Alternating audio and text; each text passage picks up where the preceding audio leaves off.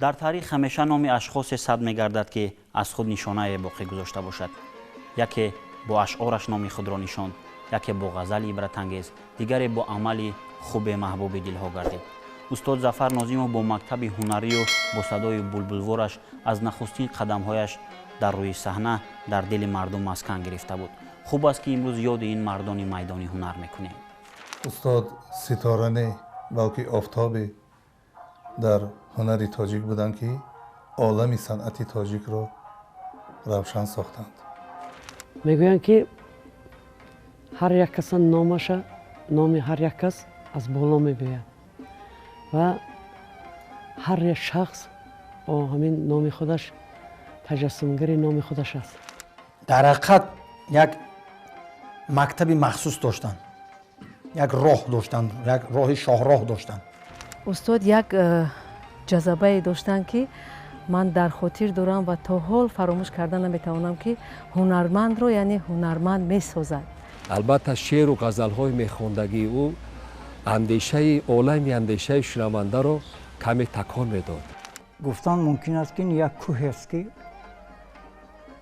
тамоми санъату тамоми чизи вай дар мо кӯҳ аст. манам ону қоби кӯҳӣ ба фазои ту солон, манам ону қоби кӯҳӣ ба фазои ту солон, бинҳода синамро ба ҳавои боду борон, бинҳода синамро ба ҳавои боду борон. зафар нозимов 2 июни соли 1940 дар деҳаи хурдакаки ҳоити водии раштонзамин ба дунё омадааст. ӯ аз синни 18 солагӣ суруд замзама карданро оғоз кард ва вориди арсаи ҳунар шуд. садои волои ӯ тамоми мардум, талу тепа ва кӯҳҳои осмонбӯси ин минтақаро мадҳуш карда буд. зафар нозимов барои боз ҳам бурротар кардани ҳунари худ ғайр аз санъат дигар ба ҳеҷ чиз таваҷҷӯҳ намекард ва дар як муддати кӯтоҳе шӯҳрате ба даст овард ки ҳунармандони собиқадор надоштанд. вале як чизро хотиррасон кунам ки гарчанде ки устод дар ноҳияи ҳоити ғарб ба дунё омада бошад, лекин аслан ӯ дар ноҳияи варзоб тарбия ёфт, дар мактаби мегӯем ки миёнаи таълимии рақими 1 ба номи Абулқосим Ловотӣ ва дар ин маҳфилҳои мегӯем ки мусиқӣ аввалин маротиба ҳунарнамоӣ кард ва соли 1957 бо якум суруди хондаи ӯ амакҷони тракторчӣ ва дар яке аз гӯем ки фестивалҳое ки дар ноҳияи варзоб баргузор гардид, дар ин озмун баромад кард ва ҷои аввалро соҳиб гардид. баъд аз ин ӯро ба филармонии давлатӣ даъват карданд. ба дастаи ҳамун фолклори этнографие ки дар филармония ташкил шуда буд, сарвари аввалини ҳамин даста худи устод Зафар Нозимов буд ва дар он даста аллакай ҳунармандони хеле варзида шомил буданд ва то охири ҳаёташ он кас овоз сар дод, эҷод кард, дар чорабиниҳои сатҳи баланди ҳукуматӣ дар ҳамаи ноҳияҳо вилоятҳо баромад кард. воқеан Зафар Нозимов як истеъдоди фавқулода аст. ин истеъдоди фавқулода пеш аз ҳама поя бар аслу асоси ҳунари ҳофизӣ ва овозхонӣ ки ҳамон аз назари моддӣ овоз ҳаст, садо ҳаст, ба устувор мебошад. яъне як овози фавқулодае доранд ки назирашро мо дар дунё камтар пайдо мекунем. боз омадам ба кӯҳи туи қиблаи умед, эй модаре ки соҳати ҷонам сарои туст. боз омадам ки боз сазанам бар мазори ту, эй модаре ки ҷону дили ман фидои ту. که بوسه زنم بر مزار تو ای مادره که جان و دل من فدای توست مادرم مادرم جان مادرم مادرم ای مادرم مادرم جان مادرم مادرم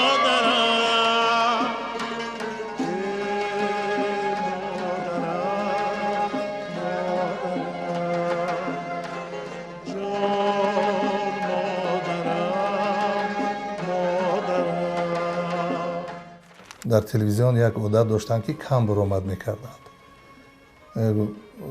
من همین سبب همین کار پرسیدم، گفتم برای چی استاد کم برآمد میکنید؟ گفتند که همین برآمدی بسیار هم هنرمند در نزد مردم بقدر میسازد. هنرمند در 7 سال یک بار برآمد کند و به معنی برآمد کند. استاد اگم شعرهایی که معقول میشد پیش من در پارتام گفتن که نه بچم همینا یا نظر گذاران که تو معقول میشد می همین این معناش که همین آهنگ بستن در کار. بعد من میخواندم گفتم خیلی من خانه برده این یک نظر گذارانم. بعد جواب شد. بعد خانه دا آمده من جا با جا میکردم سروده و پگه استاد میبردم کنه گفتم بینید که جا با جا شدگیم یا نمی. بعد میگفتم چه خیلی استاد؟ میگفت آنش سرودی ای ساربان را بسیار آوازخوانان چقدر که میدانیم سرودند سرایدند، ولی استاد زلاند هم خوانده است، استاد ساربان هم خوانده است، استاد احمدی ظاهر هم خوانده است، ولی به قول عالمان موسیقی استاد جوربیگ نظریف هم همین گپ تصدیق میکرد. خودشان میگفتند که سرودی ای ساربان را خوبتر از ظفر ناظم کسی نخوانده است. این که به مردم استاد ظفر ناظم پیشنهاد کرده است، کسی در پایه استاد ظفر ناظموف این سرود را نخوانده است. ای ساربان آفی سرام آرام جانم می رود، آن دل که با خود داشتم با دل ستانم می رود، آن دل که با خود داشتم با دل ستانم می رود، صبر و قرارم می رود. استاد رو یک خواهش کردم پیش از مرگشون، کنسرت داشتم، کنسرتی کلان، و گفتم که استاد میخواهم یک سرودتون رو خونم اجرا کنم. گفت کدامش رو شوخی آمیزانه؟ و من گفتم که احیا جذبه داشتن میترسیدیم گپ زدن در. اون کس یک خصلت‌های به خود خاص داشتن که هر خیلی هنرمند نداشت. سیاستی خیلی بلند داشتن، از سیاستشون همه می‌هراسید. من گفتم همین سرود رو من بسیار دوست می‌دارم برای همین، و سخنانش چنین بود که تا دم تابوتبه در خاک است، مظهر در گنبدی افلاک است، جسم و جان را جوهری ادراک است، آدمی را فطرتی به باک است، نیست اصل و مرگی ما نابود ما، در فناه ما بود موجود ما، نیست اصل و مرگی ما نابود ما، در فناه ما بود موجود ما. بعد شوخی کردن گفتن که کنی خان بخواندم، یک سخن داشتن که جانشه میگفتن، همین درونی تالار به لرزه می اومد. مسلم است که ظفر ناظم در دوره فعالیت هنریش چندین شاگرد را با سبک خود تعلیم داد و صنعت تاجیک را به جهانیان معرفی کرد. سفرهای کاری او به قطعه آسیا و اروپا صورت گرفته بود، از جمله در کشورهای ترکیه، آلمان، افغانستان، ایران، مغولستان، هندوستان و غیره ها با سرودهای جذاب خود هنرنمایی کرده است که باعث سزاواری چندین سپاسنامه‌ها شده است. در همون سفرهای هنری ما استاد میخوانند با هر خیل زبان و مردم چخیر با یک کیفیت فقط آواز مرغوله‌دار استاد رو تعریف میکردن. اونجا صنعت ملی ما چقدر مردم در همونجا قبول کردن. وقتی که دوره دانشجویی اگر من با استاد سفر هنری در اوستریا داشته بودیم و باز وقتی که کار آمدیم همراه استاد سفر هنری ما در عراق سفر هنری داشتیم آن وقت و همونجا میدیدیم که این صحنه فستیوال به استاد می برآمدن چپانه زردوزی قطعی یک همین شهامت بزرگ داشتن و مردم چقدر خوب پیشواز میگرفت و لباسهای ملی ما اسبابهای ملی ما مردم بیشتر توجه داشتن خرسندی میکردن همراه ما. سفر هنری که ما در سال 1997 در گالند داشتیم با استاد ظفر ناظیمов اونجا با همراه هنرمندای شناخته هنرمند خلقی تاجیکستان استاد مرادبек насиринов بودن، اونجا زیبا رضایی و اونجا فایزگل یوسفова هنرمند شناخته و ما با طرز زنده مدت 40-45 دقیقه کجایی که می رفتیم چی در صحنه مکتب ها باشد چی در خودی وقتی که فستیوال تشکیل کردن ما زنده برآمد کردیم. بر یک عادت برجسته استاد در همین بود که زنده سراییدن دوست می داشتن. هنر و ما به همین سیکه و صورتم که فنگرام خانم حیفی ما می گفت. ҳамин маҳбубияту ҳунари волояш буд ки зафар нозимро аз ҷониби ҳукумат бо чандин медалу унвонҳо сарфароз гардонданд. унвонҳои мӯътабари ҳунарманди шоистаи ҷумҳурии шӯравии социалистии тоҷикистон ва ҳунарпешаи мардумии ҷумҳурии тоҷикистон ва дар замони соҳибистиқлолии тоҷикистон барои талошу кӯшишҳояш дар пешрафти ҳунару фарҳанг бо нишонҳои шараф ва дӯстӣ ситораи президент ва унвони пурифтихори ҷоизаи давлатӣ ба номи абу абдуллоҳ рӯдакӣ мушарраф гардидааст. бо ордени ситораи президент қадрдонӣ карда шуд. ин аз он шаҳодат медиҳад ки ҳар як ҳунарманд бо меҳнати ҳалол бо интихоби баланди шеъру оҳангу суруд дар дили халқ ҷой мегирад ва мақбули ҳамагон мегардад. бузурги устод дар ҳамин аст ки вай устод зафар нозим роҳи худ санъати худ тасаввуроте ки дар бораи суруду ғазалу шеър мегуфтанд ба он кас бисёр қин аст баробар шудан. бояд ки ҳар як ҳунарманд тавонад ки як ду се ё чанд суруд аз дигар забонҳои ӯзбекӣ забони русӣ забони англисӣ бояд тавонад ки суруд хонад ва ҳар киам наметавонад, лекин устод мехонданд, устод беҳтарин буданд. овози зафар нозим бо гузашти қариб 60 сол аз оғози ҳунарияш ҳамоно дар коху кошонаҳои тоҷикон танинандоз аст. истеъдоди воло, ҳунари худодод ва заковати хоси устод ки садои хушу гуворои беназираш дар сари ин ҳама салиқаҳои дигар меистад, мактаби эҷодияшро аз рӯзи нахуст дилнишину солор гардондааст. ӯ чун донандаи хуби адабу фарҳанг ба қадри сухан ба сафои ботинии шеъру ғазал хуб сарфаҳм меравад. онҷое ки шеър маънии ишқу ҷавонӣ дорад, оҳанги устод зафар нозимов шуху тарабангез садо медиҳад. ҳамин вақте ки худораҳмати устод масъуд баромада эълон мекунад ки баромади артисти халқи зафар нозим мегуфтанд, ҳамин чихеле ки дар стадион гол мезаданд ку ҳамин гол ки мешуд ки халқ мехест инам ҳамин буд. ҳамин баромада таъзим мекунанд. аввалин суруде ки дар консерт устод медам ассалом ёру дӯстон ассалом.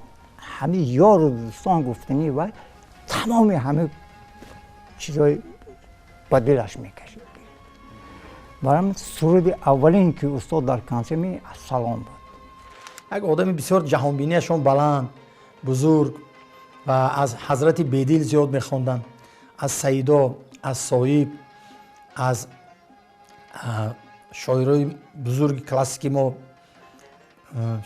сурудҳои бисёр хуб мехонданд, оҳангҳои бисёр дилкаш.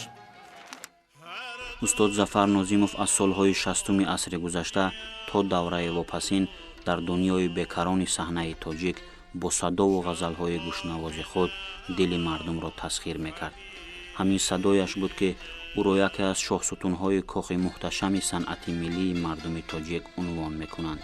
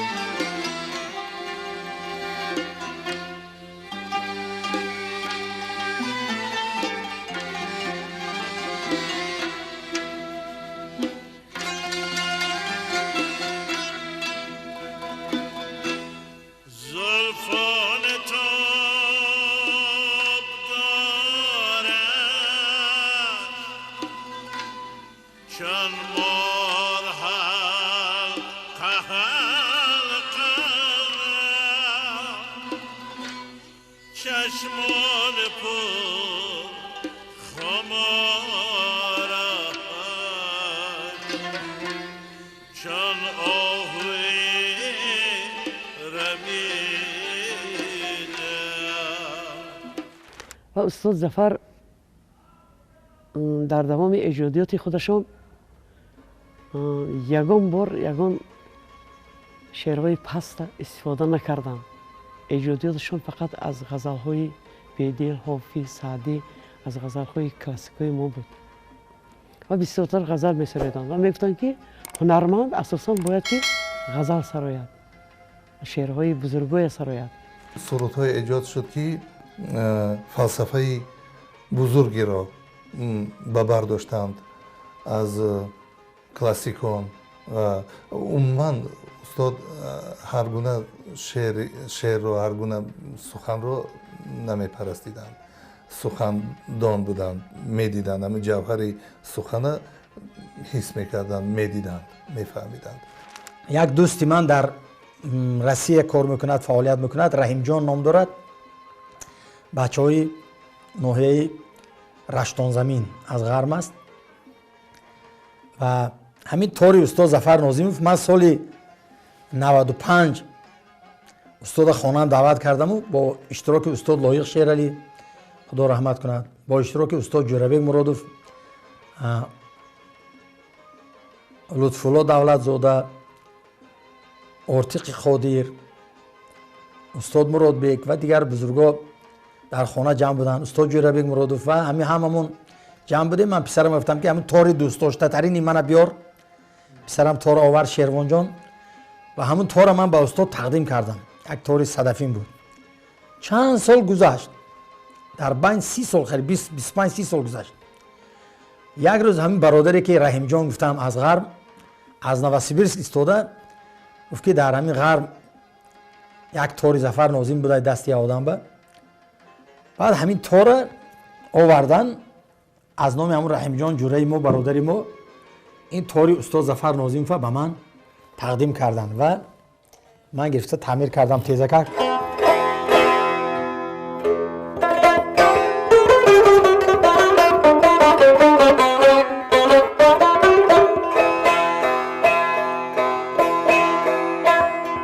الو شیری عجم فردا مرا تو زنده خواهی داشت، الو شور دل دنیا مرا تو زنده خواهی داشت. سخن پیدا و ناپیدا ای هر خلقی سخن ساز است، الا پیدا و ناپیدا مرا تو زنده خواهی داشت.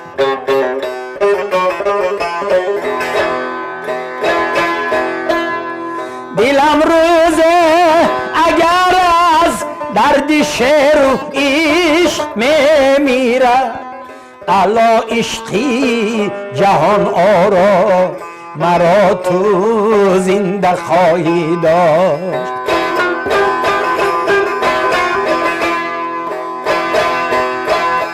سخن پیدا و ناپیدا یه هر خلقی سخن ساز است الا پیدا و ناپیدا مرا تو زنده خواهی داشت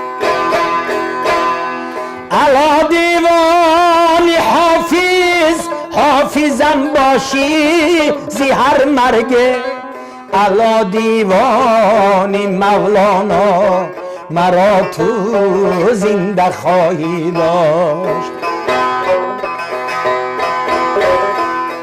الا دیوانی لایق هم هستی زی هر درده سرودهایی ظفر نازیم مرا تو زنده خواهی داشت سرودهای ظفر نازیم مرا تو زنده خواهی داشت. و همین صورتی که میبینیم همین صورت آخرین صورت استاد ظفر نازیم است که ما همراه در زمره در اسفره استاد طبابت میکردن کمتر بیمار بودن همین صورت پسرم شهرام جان همین صورت گرفت.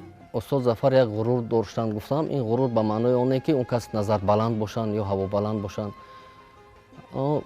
ما یک سروده مثال یک سروده که من شخصا می آوردم البته از پیش نظری استاد می گذراندم و موسیقی نوازای ما رابر موسیقی ما همون دور حسن غفوروف چی کم بوده که مثال از جهت موسیقی داشت موسیقیچی ها چی میکردن به یک ترتیب می دروردن اگر سخن یگان نورسایی یا کم و کاستی می داشت استاد ظفر می گفتن که بچم اینجاش مثال این خیل این هیجای این خیل کشیدن در کار این تلفظ باید این خیل باشد از همین جهت یک بار دیگه خواهد میکنم که تمامی کموی کاستی همون سرودهایی که ما می‌آوردیم استاد ظفر خودشون اصلاح میکردن و مصلحت‌های پدرانه میدادن.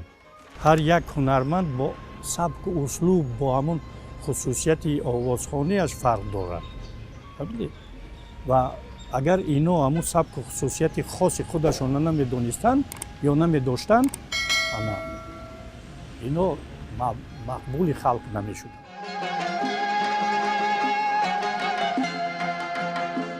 من فکر میکنم این بود رسالت هنرمندی که برای صنعت آوازخوانی تاجیک اینقدر خدمت ها کرده است و در نتیجه همین زحمت ها بود که به درجه عالی صنعت به زینه های بالای اوج هنر رسیده است. به دل هزاران مخلصان مهر و محبت می‌آوردند استاد. اگر آن عالم که بزرگ نمیشد سرانده خوب نمیشد تا حاضر صنعتی باید در دل ما نمیماند. امروز میتوان گفت که استعداد ظفر، صدای ظفر، هنر و سبک و ترانه‌های ظفر ناظیموف نمونه برجسته است برای دوستداران صنعت موسیقی.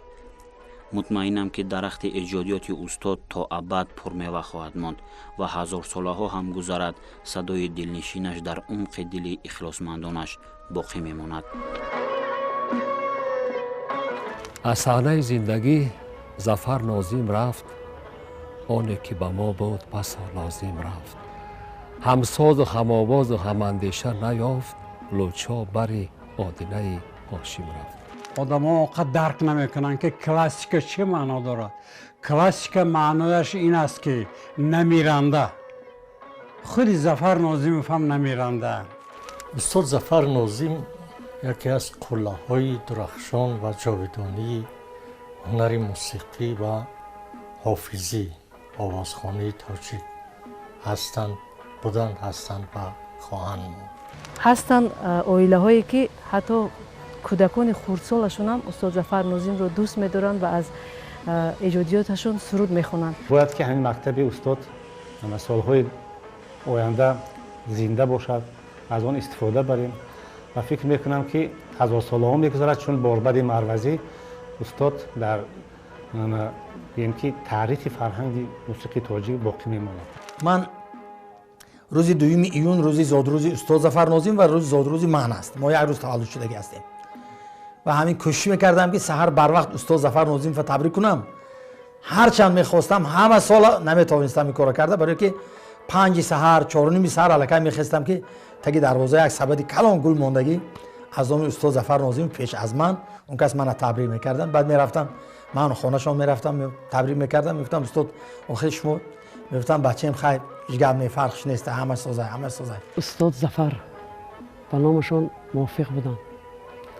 استاد ظفر، ظفر صحنه، ظفر دلها، ظفر مهر، ظفر محبت، ظفر شعر، ظفر غزل بودن.